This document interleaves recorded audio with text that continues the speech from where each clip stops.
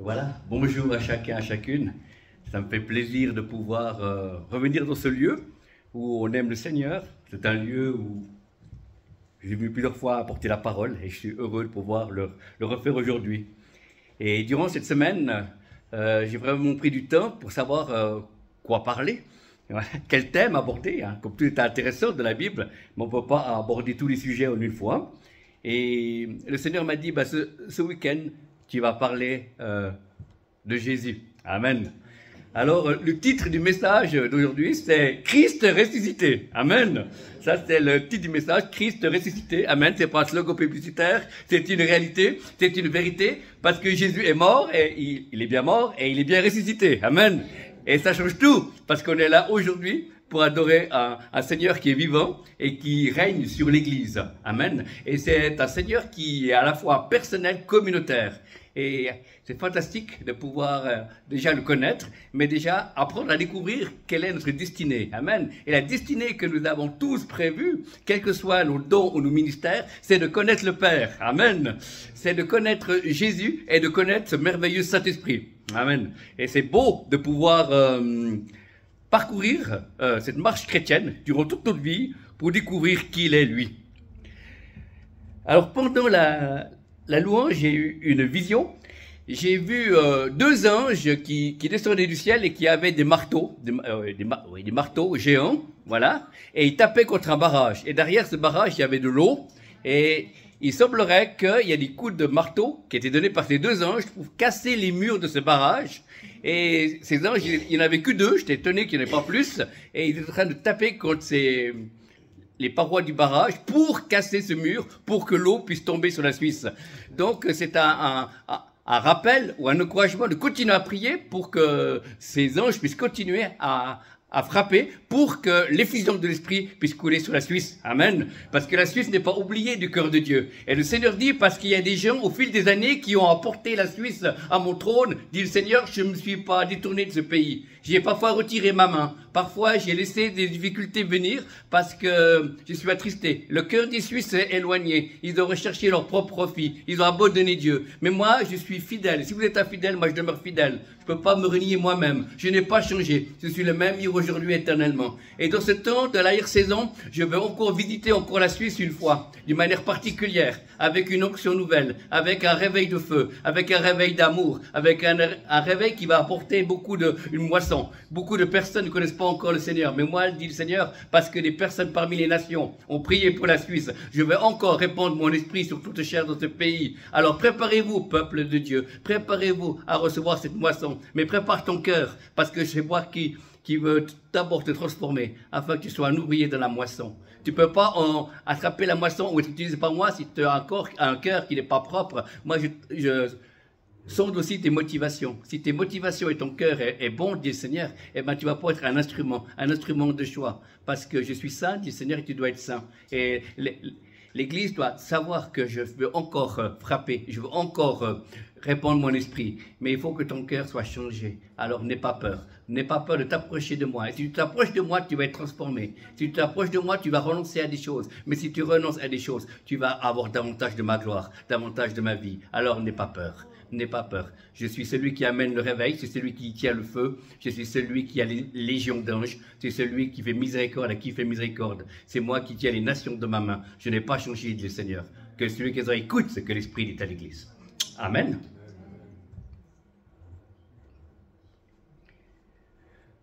Voilà, c'est à cela que nous sommes appelés, nous, les personnes un peu prophétiques. Amen. Alors, je vous soumets cette parole. Hein. Il faut examiner toutes choses, retenir ce qui est bon, comme c'est marqué dans 2 Thessaloniciens.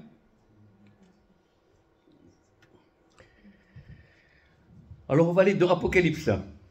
Apocalypse.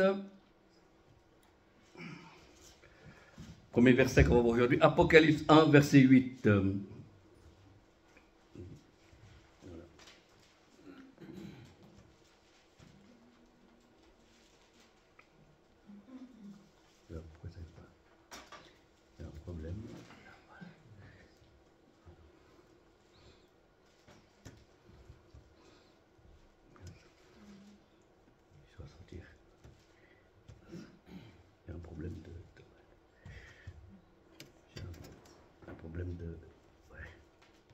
électronique. Alors, ouais, Apocalypse 1, verset 8.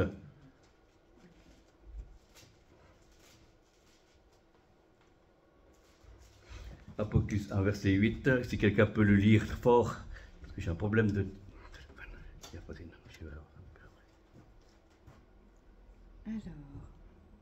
je suis l'alpha et l'oméga, dit le Seigneur Dieu, celui qui est, qui était et qui vient, le Tout-Puissant. Voilà, d'accord. Alors j'ai le... Ok. Alors, premier point qu'on va voir, c'est que Jésus est vivant et Jésus, il règne. Jésus, il règne, et c'est quelque chose qui est vrai. Il règne sur le monde physique, il règne sur le monde spirituel. Il a vaincu le malin, amen. Satan est vaincu. Jésus a livré au spectacle les puissances, et il les a livrés publiquement au spectacle sur à la croix. Ils ont été vaincus, amen. C'est pour ça qu'on peut avoir autorité sur le malin et sur les puissances du mal. On doit être conscient que Jésus règne. Il règne dans l'Église, il règne dans Israël, et il règne dans ta vie. Et il veut régner au travers de toi. Amen. C'est tout un programme, mais c'est vraiment quelque chose qu'il faut se souvenir, que Jésus, qui est le roi des rois, règne. Et il règne encore aujourd'hui, maintenant. Il a toujours régné, mais il cherche encore des enfants par lesquels il peut mettre son onction, pour qu'il peut régner au travers d'eux, pour libérer les frères et sœurs, pour apporter la délivrance, le salut. Amen. Et c'est pour ça que savoir que Jésus règne nous aide dans le quotidien, et dans notre vie, et dans notre ministère. Savoir qu'il a toute autorité sur la terre et dans les cieux, savoir qu'il ne change pas, il n'a pas perdu sa puissance, il n'a pas pris des rides, amen. On n'a pas besoin de prier pour lui parce qu'il tombe dans la dépression. Hein. Il est le même hier, aujourd'hui, éternellement. Et ce Seigneur Jésus, qui est le chef de l'Église et le Messie d'Israël, il revient bientôt, c'est juste, c'est vrai, mais il y a encore des choses que nous, qu'on doit faire avant qu'il vienne. Amen. Il y a déjà... le but de chaque enfant de Dieu aussi, c'est de cultiver la présence de Dieu. Amen. Et c'est ça que j'ai découvert en tant que ministère prophétique. Plus en plus, l'important, ce n'est pas ce que je prophétise, l'important, c'est sa présence. Et il y a quelque chose qui est plus fort que les prophéties, c'est sa présence. Et chacun peut avoir sa présence. On ne peut pas prophétiser à chaque instant, à chaque moment. Non, il y a des moments pour. Mais par contre, sa présence, on peut la garder journellement, jour et nuit. Amen. Moi, je suis à 50-50, hein, 50% dans le ministère et 50% dans le travail séculier. Eh bien, Dieu est là à 100%. Voilà, il m'accompagne partout parce que je suis son fils. Et j'ai découvert cette intimité avec lui. Et il m'accompagne partout. Et c'est fantastique de savoir qu'il m'accompagne partout. Donc, s'il m'accompagne partout, c'est que je ne me comporte pas n'importe comment, parce qu'il me voit. Il connaît une motivation et il change les situations. Et il y a des circonstances où j'ai prié, des choses de ma vie qui changent la journée, des bonnes personnes à qui je peux parler, demander des renseignements. Il a une activité qui est merveilleuse parce qu'il règne. Et le fait de cultiver sa présence, waouh, ça nous ouvre. Et là, il peut nous parler, là, il peut changer les circonstances et les situations. Amen. Ça ne veut pas dire que je n'ai pas de problème. Amen. Mais il nous donne des solutions, ou des débuts de solutions, des réflexions. Amen. Parce que le but d'être un enfant de Dieu, ce n'est pas de ne plus avoir de problème. Le but d'être enfant de Dieu, c'est de, malgré les problèmes, garder sa relation. Amen. Et c'est ça qui... Et des fois... au fil des années, j'ai découvert que ma relation avec Dieu était moins forte qu'aujourd'hui. Et ben, des fois, quand il y a des problèmes qui étaient très forts, et ben, je perdais ma relation avec Dieu. Non, je ne perdais pas mon salut, mais je perdais la communion avec lui. Amen. Et puis maintenant, avec les années, ben, c'est plus difficile de perdre la communion avec Dieu. Et c'est ça. Et Dieu veut travailler dans nos cœurs pour que nous soyons des hommes et des femmes inébranlables. Amen. Et que nous puissions passer dans les moments de joie, que les moments de difficulté, dans nos vies, ou dans nos ministères, ou dans nos vies professionnelles, ou pour ceux qui sont à la retraite ou étudiants, ben, savoir cultiver sa présence. Vous savez que ce monde qui est anti-Christ, on peut dire ça, le monde qui est stressé, où les puissants des ténèbres descendent plus en plus sur la terre, eh ben, d'être en paix, c'est quelque chose qu'on a oublié. Mais c'est un privilège. Et combien je vois dans mon travail des personnes qui sont stressées et moi je suis en paix. Et je me dis, mais Seigneur, c'est vrai, heureusement que j'ai toi. Je comprends que les gens, ils ont peur de l'avenir, mais comme tu es avec nous, on peut traverser l'avenir. Amen.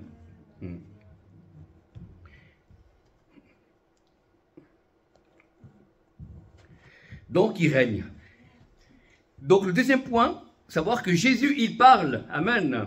Apocalypse 2:1, ben là j'ai un problème de téléphone, donc je ne peux plus voir les textes bibliques.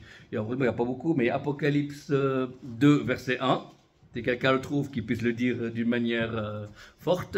C'est écrit à l'ange de l'église d'Éphèse. Voici ce que dit celui qui tient les 7 étoiles dans sa main droite, celui qui marche au milieu des 7 chandeliers d'or. Amen. Merci, Eric. Voilà. Ah oui, je voulais aussi vous dire que je n'ai pas venu tout seul. J'ai invité Eric et Jacqueline, qui sont les pasteurs qui nous ont mariés. Voilà, il y avait plusieurs années, hein. Ça remonte après la guerre quand même, mais c'est assez vieux quand même. Et on est toujours ensemble. Donc c'est un authentique ministère de pasteurs. Amen. Voilà. Lui, il est pasteur, moi je suis pasteurisé. Mais on est dans la même équipe dans le royaume de Dieu. Alléluia. Donc le Seigneur, il parle. Et il parle à l'église. Amen. Avec un petit E, avec un grand E. Et puis le Seigneur, il parle aussi à l'église de la vallée de Joux. Et le Seigneur dit, ma main est sur toi, église. Je t'aime, je ne t'ai pas oublié. Je suis celui qui rebâtit sur de ses ruines. Je suis le Dieu du pardon. Je suis le Dieu de la révélation, de la réconciliation.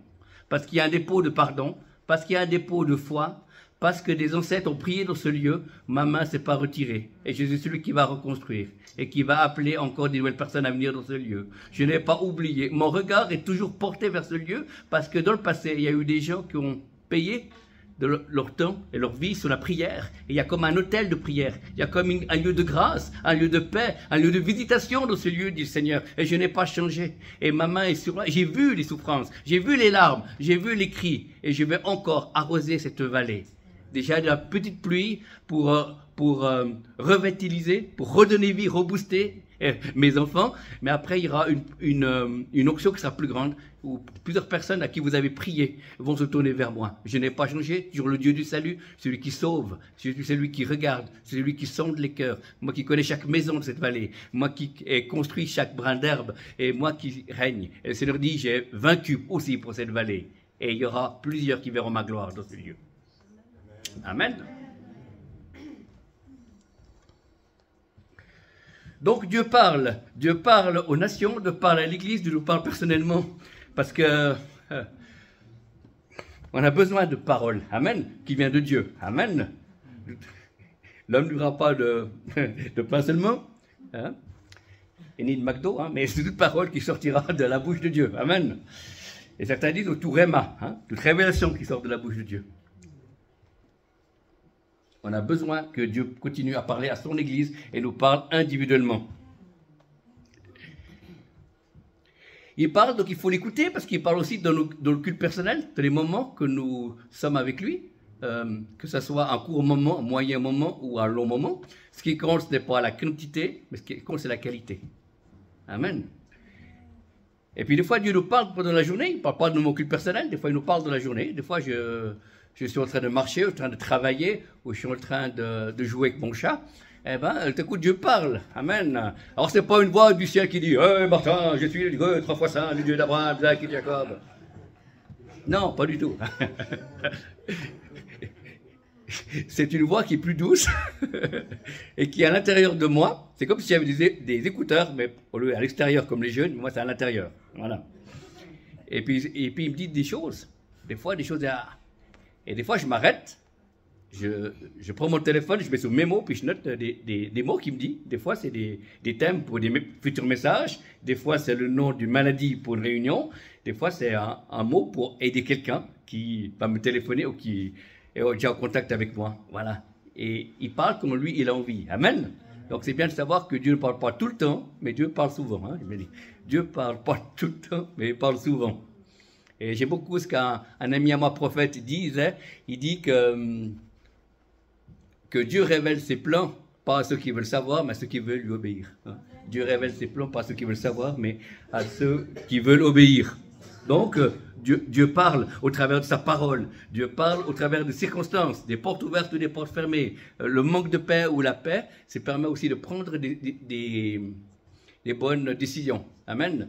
Des fois, je disais, j'ai pas le temps de prier comme ça, il y a quelques années en arrière. Et puis maintenant, j'ai découvert qu'il y a un moyen par lequel Dieu nous dirige, c'est le fait qu'il y a la paix ou pas la paix. Si quelqu'un me dit, viens manger chez moi ou viens prêcher, eh ben, je regarde si j'ai la paix. Et dès que j'ai la paix du Seigneur, je dis, ok, c'est la volonté de Dieu. Alors je peux aller. Et si je ne sens pas cette paix, je dis, c'est Pas parce que la situation est mauvaise, pas parce que la personne est mauvaise, l'habitation est mauvaise, non, simplement parce que ce n'est pas ça que Dieu a prévu pour moi. Amen. Et lui connaît mieux ce qu'il y a pour notre ministère, pour notre vie privée, pour notre vie professionnelle. Amen. Ou pour notre retraite, si on est à la retraite. Amen. Mais dans le royaume de Dieu, on n'est pas retraité, hein. On est tous militants pour Dieu. Amen. Hein. Quand on voit Jean Bigler, hein, à 90 ans, 90 ans, hein, il prêche encore. Hein. Amen. Amen. Donc, il y a encore beaucoup d'années devant moi. Je suis content. Amen. Donc, Dieu parle, donc il faut l'écouter. Hein. Et puis pour nous, les hommes, où c'est plus difficile, c'est quand Dieu parle au travers de ma femme. Voilà. Ça arrive, hein. Amen. Voilà. Voilà.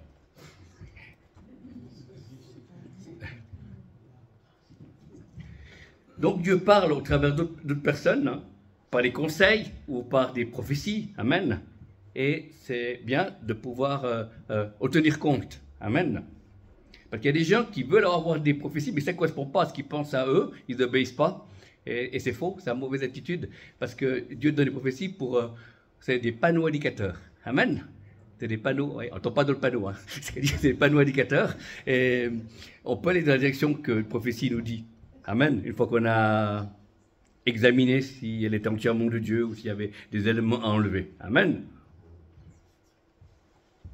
Ça transforme la vie des gens. Ça peut les faire aller plus loin.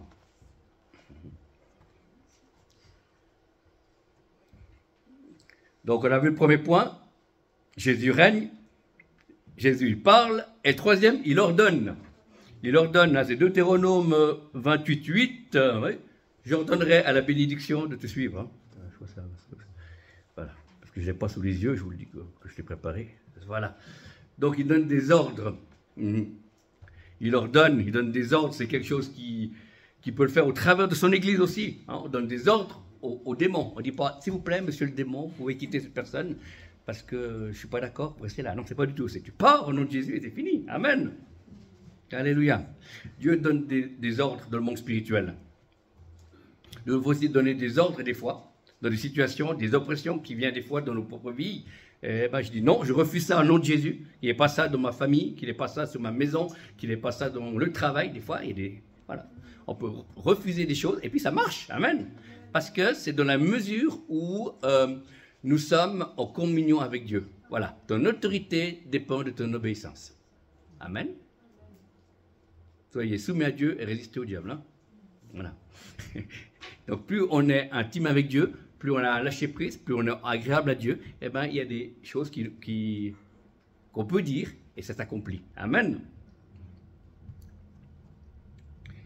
On peut dire des tas de choses, mais ça ne va pas forcément s'accomplir parce qu'il faut que ça corresponde au cœur de Dieu et la communion qu'on a avec lui. Amen.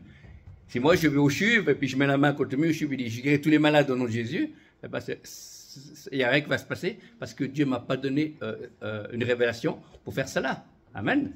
Mais si je suis dans une église, dans une réunion, et je dis que tous les malades qui ont des problèmes de dos soient guéris au nom de Jésus, et je crie ça, eh ben là, il peut y avoir des guérisons. Pourquoi? Parce que Dieu m'a donné une autorité. Et c'est ça que nous, en tant qu'enfants de Dieu, nous devons comprendre qu'on a une autorité qui est limitée. Dieu est illimité. Mais Dieu nous donne une autorité. Et l'autorité qu'il nous donne, c'est là où est notre territoire. Amen. Je ne peux pas avoir l'autorité, même si je suis prophétique, dans un territoire qui n'est pas le mien. Amen. C'est intéressant.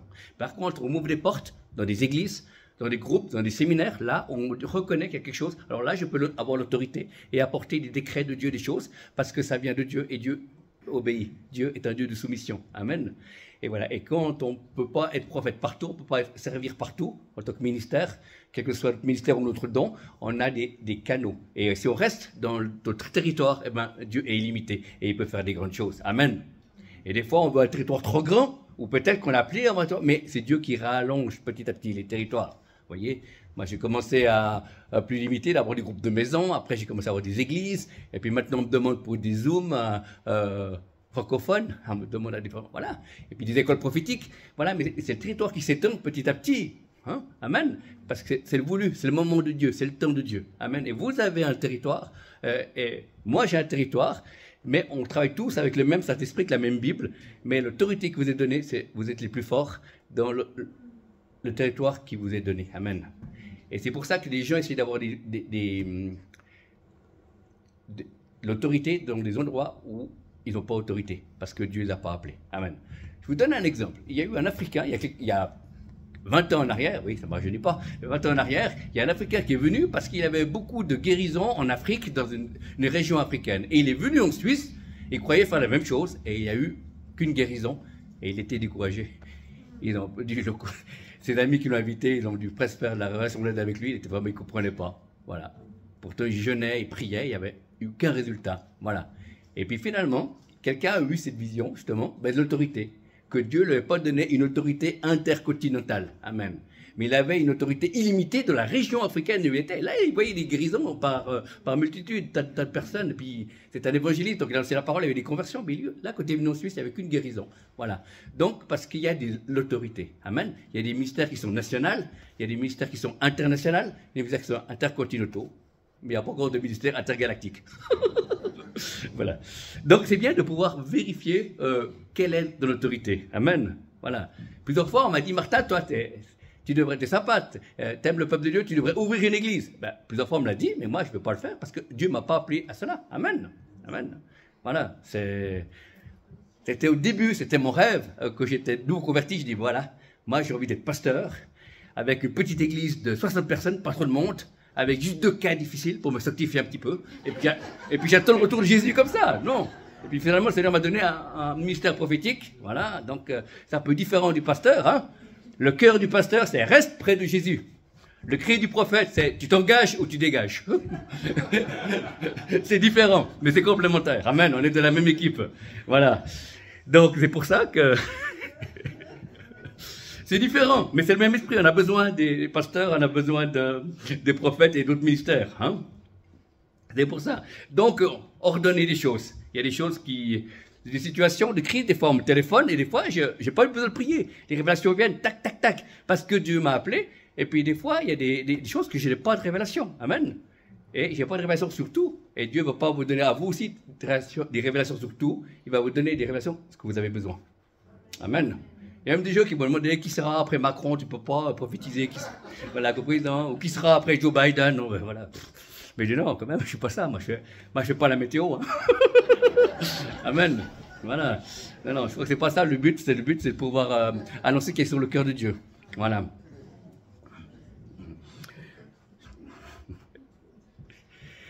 Ordonne. Voilà. Voilà. Et le fait aussi de reconnaître aussi des ministères, il y a aussi une onction qui passe, qui est particulière et qui est plus forte. Amen. Voilà. Donc, depuis que j'ai passé par ce stade-là, que j'étais reconnu par une autorité apostolique au ministère prophétique, eh ben, il y a des choses qui sont changées dans ma vie. Amen. Il y a le cœur de Dieu s'est rapproché. Amen. Il y a je suis comme légitime devant le trône de Dieu. Donc je peux aller plaider des causes où il y a des gens qui souffrent, je peux aller devant le trône de Dieu. Il y a quelque chose que je suis légitime. Je suis légitime quand je fais mon ministère face au monde spirituel mauvais, et je sais que je ne suis pas autoproclamé, et que maintenant que je suis reconnu, il y a une autorité qui est plus forte qu'avant. Amen. Et puis le cadeau sur la cerise, c'est quand on est une fois reconnu, c'est qu'il y a un ou deux dons spirituels qui sont amplifiés. Amen. Alléluia. Voilà. Le reste, je reste toujours aussi beau, pas moins beau, intelligent ou moins intelligent. Non, je reste pareil. Amen. Demandez à ma femme. Hein. Voilà. Voilà, exactement. Je savais qu'avec mon épouse, on allait être ministère itinérant parce qu'avec ma femme, j'ai vu tout le monde du pays. Non, je plaisante. Non, mais c'est beau. Savoir vraiment sur le cœur de dire ça. L'autorité, c'est bien. Je veux dire, mais on n'a pas une autorité qui est illimitée. Hein. Si je dis je délie les puissances qui sont sur tel pays, c'est quelque chose, c'est n'importe quoi. Hein. Parce qu'on n'avait pas l'autorité. Amen. Il y a des gens, même des grands prophètes, ils ne font pas ça. Voilà, il y a des situations, et des lieux et des moments. Si par exemple je sens une oppression dans ce lieu-là et je prends autorité, je dis je lis tes puissances qui viennent empêcher ce culte ce matin ou l'endroit où je suis, ben Dieu va m'exaucer. Pourquoi? Parce qu'il m'a appelé à porter la parole ici. Et là, il y a une autorité. Et les puissances savent, et ils reculent, et ils obéissent. Amen. Mais si je vais en face du MAD à Lausanne et puis je dis je lis toute puissance et puis qu'il soit inactif, ben, ça ne va pas marcher parce que Dieu ne m'a pas donné ce mandat. Amen.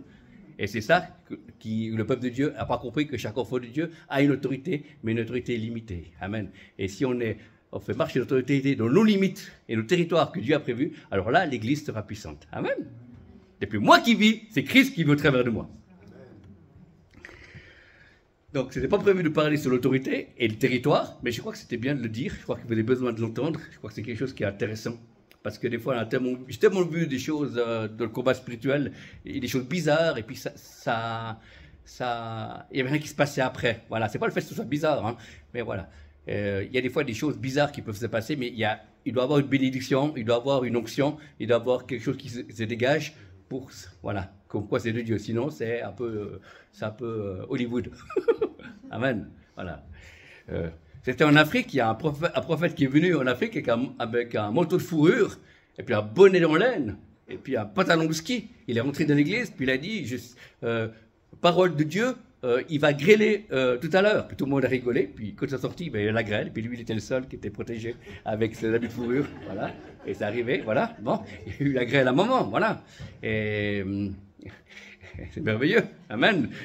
Voilà, que une parole qui vient de Dieu, c'était particulier, mais là on a un résultat. Comme quoi, voilà. Et comme cet évangéliste qui était dans une église en Afrique, un Africain, il a dit, voilà, il y a des tas de non-chrétiens qui sont là dans cette église, et je vais prier, et il va pleuvoir. Mais il ne va pas pleuvoir dehors, il va pleuvoir dans l'église. Et il a prié, et la pluie est tombée dans l'église et pas à l'extérieur.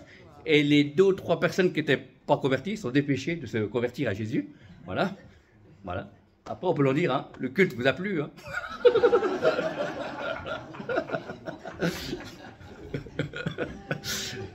Alors voilà, donc c'était intéressant qu'il y avait quelque chose de bizarre, vous voyez, qui dépasse l'imagination, mais le résultat, c'est la gloire de Dieu. Là, il y a eu des conversions. Avant, il y avait eu une parole qui était juste, vous voyez, et des signes de la nature ou des choses, mais il y a des choses qui se passent. Amen. Mais quand on voit dans certaines églises, ils font des choses bizarres et puis il n'y a rien qui se passe, je me suis dit, c'est vraiment la chair, c'est pas Dieu. Amen. Alléluia.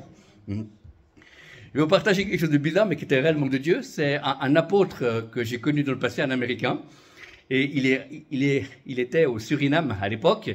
Et il avait implanté plusieurs églises. Puis dans cette église-là, il a dit au pasteur, tu vas implanter une église et je viendrai pour la dédicace. Voilà, ok. Et le pasteur et les anciens, ils prient, les ouvriers, les membres de l'église, ils construisent l'église, ils mettent les portes, ils mettent les murs. Et puis le toit, le pasteur dit non, laissez-le par terre. Non mais pasteur, il y a l'inauguration dimanche prochain, il faut que le toit soit sur l'église, normalement. Non, laissez-le par terre. Tout le monde trouvait bizarre. Et le jour de l'inauguration, tout le monde est rentré dans l'église, puis on voyait les oiseaux passer, on voyait le soleil. Il n'y avait pas le toit, mais tout était fait, le reste, il y avait tout. Hein. Les bancs, il y avait les murs, tout ça, la porte, voilà. Et les anciens disaient, il est bizarre ce pasteur, je crois qu'il a dû prendre un coup de chaud, je ne sais pas. Voilà. Et ils ont commencé à louer Dieu. Premier chant de louange, deuxième chant de louange, troisième chant de louange, tout d'un coup le ciel s'ouvre. Il y a 4 anges qui descendent du ciel. Ils prennent le toit, ils le lèvent et ils le posent sur l'église.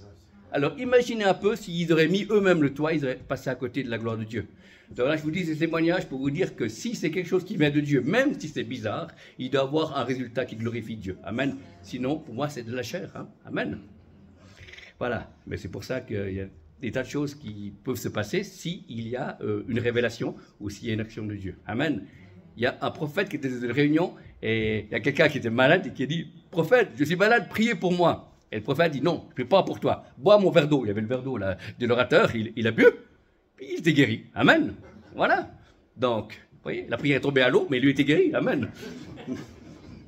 Donc, il y a des choses bizarres, mais il y a quand même la guérison. Il y a quand même une bénédiction. Vous comprenez? Parce que je tiens à dire cela, parce qu'après, on rejette tout. Amen. Et s'il faut que quelqu'un parmi nous est aspiré à faire quelque chose de bizarre, parce qu'on aura supprimé les choses bizarres, on va passer à côté de Dieu et coincer le bras de Dieu. Tandis que si on examine, voilà, ce qui se fait avec un résultat. Amen. Voilà. Moi, ça m'arrive de fois de faire des choses bizarres. Pas souvent, mais pas peur. Voilà. J'étais dans une réunion il y a quelques années en arrière où il y avait une femme qui était là et tout d'un coup, je me mets à courir autour de la femme, là, 3 fois. Voilà. Je m'arrête. Voilà. Et je dis, parole de Dieu pour vous. Il dit, j'ai tourné autour de vous parce que vous avez été liés par Satan pendant 3 ans. Et maintenant, je vous ai délié. Maintenant, vous allez rentrer dans votre héritage. Et la dame, elle a dit aussitôt, j'ai plus mal à la tête. Elle était, vous voyez, elle était guérie, libérée, et puis elle est rentrée. Voilà. Pourquoi j'ai dû tourner en rond ou pas seulement prier? Je ne sais pas. Mais ce qui compte, je ne fais pas attention, ce qui compte, c'est le résultat. On connaît un arbre à ses fruits. Et je crois que dans le réveil qui vient, dans les événements du Saint-Esprit, il y a des choses qu'on va pouvoir dire c'est acceptable ou inacceptable, mais c'est en voyant les fruits. Amen. Quand Jésus, il a mis de la terre sur les yeux de l'aveugle, il voyait déjà pas clair avant. Là, il est sûr qu'il ne voyait rien du tout. Hein. Il a mis de la boue, voilà. Et puis après, il a dit, va te laver au réservoir Siloé. Alors imaginez un peu, il est aveugle, il encore le dit, il a la boue sur la figure, il est aveugle, il dit encore, va là, dis toi-même te laver au réservoir de Siloé. Hein.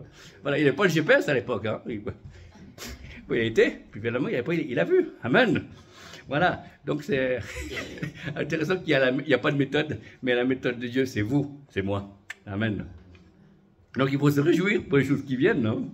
Des choses merveilleuses que Dieu veut faire au milieu de nous et de chacune de nos vies. Parce que le Seigneur ne se limite pas seulement à faire des choses dans l'Église, il fait des choses à l'extérieur de l'Église. Amen. On m'a raconté ce témoignage, il y avait quelqu'un en France, ou je ne sais plus si c'était en France, mais une ville européenne, il était au rez-de-chaussée, il avait la fenêtre ouverte dans son studio, c'était un étudiant, puis il a fait son culte personnel, et puis voilà. Pas à la fin, son culte personnel, il dit « Amen, gloire à Dieu ». Au même moment, il y a un gars qui passe dans la rue, il se convertit. Convaincu de péché, il se convertit. Amen, voilà. Donc c'est intéressant de voir qu'il y a des actions que Dieu fait et que ce n'est pas prévu, voilà, et que ce n'est pas seront réservés dans l'Église. Amen. Donc là aussi, il faut s'attendre. Ce n'est pas que des choses qui font de l'Église qui est de Dieu, puis à l'extérieur, c'est satanique. Non, pas du tout. Et il faut voir un arbre à ses fruits. Là, ce jeune homme, il ne s'attendait pas que la personne allait se convertir. Amen. Et c'est bien. Amen. Voilà. Et là, je vous donne aussi un secret. C'est bien quand on a des paroles prophétiques pour des non-croyants. Voilà. Pas arriver vers la personne et puis dire, oracle de l'Éternel, Dieu d'Abraham, d'Isaac et de Jacob, m'envoie vers toi pour te dire. Non, pas un petit point, pas du tout, non. C'est intéressant. Il y a des gens qui sont au Canada, ou je ne sais plus quel pays, ils vont, puis ils disent, bonjour monsieur, bonjour madame, je suis apprenti. Ah, apprenti à quoi? J'apprends à écouter la voix de Dieu. J'ai quelque chose pour vous, je peux vous dire. Puis la personne, elle est ouverte en disant, mais c'est quelqu'un qui apprend. Voilà. Et ils donnent leurs pensées prophétiques, et beaucoup de personnes ont accepté, parce que la forme n'était pas menaçante, et voilà. Et voilà, puis après, il disait, je suis chrétien, voilà. Et c'est intéressant de voir cette approche-là. Donc c'est intéressant, moi je me réjouis de pouvoir faire ça. Amen. Mais c'est une manière d'approcher les gens. Voilà, parce que Dieu nous connaît, et il connaît notre présent et notre avenir. Amen. Il connaît notre présent et notre avenir. C'est pour ça que si le diable t'embête, hein, rappelle-lui son avenir, à lui, il finira dans les temps de feu. Amen. Alléluia.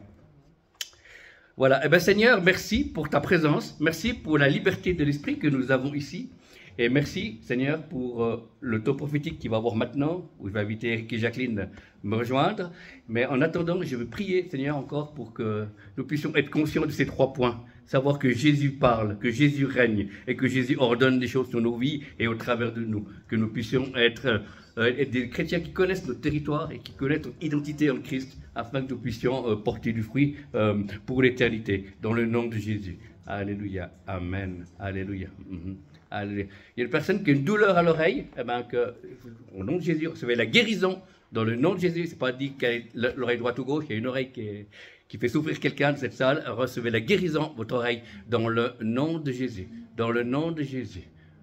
Il y a quelqu'un qui a des problèmes de respiration. Peut-être cardiaque ou peut-être de souffle. Voilà, le Seigneur touche ce souffle également, qu'il puisse être guéri dans le nom de Jésus. C'est-à-dire tu libères ses bronches, tu libères afin que l'esprit de vie puisse passer dans le nom de Jésus. Et je proclame cette personne qui a des problèmes de respiration, comme c'est marqué dans Jean, c'est l'esprit qui a ressuscité Jésus-Christ entre les morts, habite votre corps et dans la vie de votre être entier. Recevez la guérison dans le nom de Jésus. Il y a 1 ou 2 personnes qui ont des problèmes de dos, à cause des vertèbres cervicales qui ont peut-être été malmenées ou à faux mouvement, recevez la guérison dans le nom de Jésus. Dans le nom de Jésus. Une personne qui a des problèmes de digestion, recevez la guérison dans le nom de Jésus. Mettez simplement la main sur votre ventre. S'il y a 1 ou plusieurs personnes qui ont des problèmes de digestion, recevez la guérison dans le nom de Jésus. Dans le nom de Jésus. Alléluia. Il y a un nerf sciatique qui était bloqué et qui était enflammé. Recevez la guérison dans le nom de Jésus. C'est-à-dire, tu touches ce nerf sciatique dans le nom de Jésus. Dans le nom de Jésus. Dans le nom de Jésus. Alléluia. Alléluia. Merci Seigneur. Merci Seigneur. Alléluia. Gloire à Dieu. Merci Seigneur. Je continue à révéler les choses au nom de Jésus. Alléluia. Merci Seigneur. À ton don qui a aussi été, qui a pris un choc, un coup, qui soit guéri également dans le nom de Jésus. Dans le nom de Jésus. Alléluia. Merci Seigneur. Il est douleur au rein. Une personne qui est dans cette salle a des douleurs au rein. Recevez la guérison dans le nom de Jésus. Et nous brisons cette douleur au rein dans le nom de Jésus. Dans le nom de Jésus. Alléluia. Merci Seigneur. Merci Seigneur. Sois glorifié. Touche l'esprit, l'âme et le corps au nom de Jésus. Merci de guérir dans le nom de Jésus. Alléluia. Merci Seigneur. Une dame est guérie de migraine. Maintenant, recevez la guérison dans le nom de Jésus. Alléluia. Amen. Merci Seigneur. Tu touches, tu connais ta chose. Alléluia. Gloire à Dieu. Gloire à Dieu.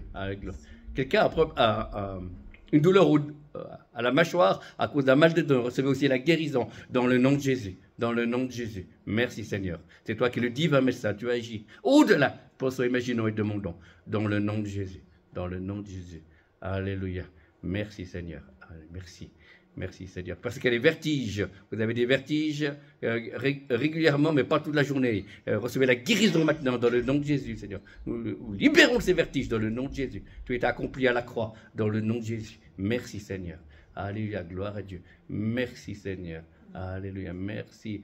Je reçois le mot thrombose. Il y a quelque chose dans les veines, dans les jambes, thrombose. Recevez également la guérison dans le nom de Jésus. Dans le nom de Jésus. Et pour finir, le tunnel carpien dans la poignée, que le Seigneur touche également. Recevez la guérison, ni par force, ni par puissance, par l'Esprit du Seigneur. Au nom de Jésus, Amen et Amen. Voilà. Amen. Alors des fois, c'est instantané, hein, et des fois, c'est progressif. Il y a même des gens qui sont guéris l'après-midi, d'autres durant la semaine. Amen. Voilà. Dites-le à vos responsables ici, ça les encouragera. Amen. Et puis, j'invite Jacqueline et Eric à me rejoindre. On va prier pour les gens, prophétiser sur vous. Voilà. Amen.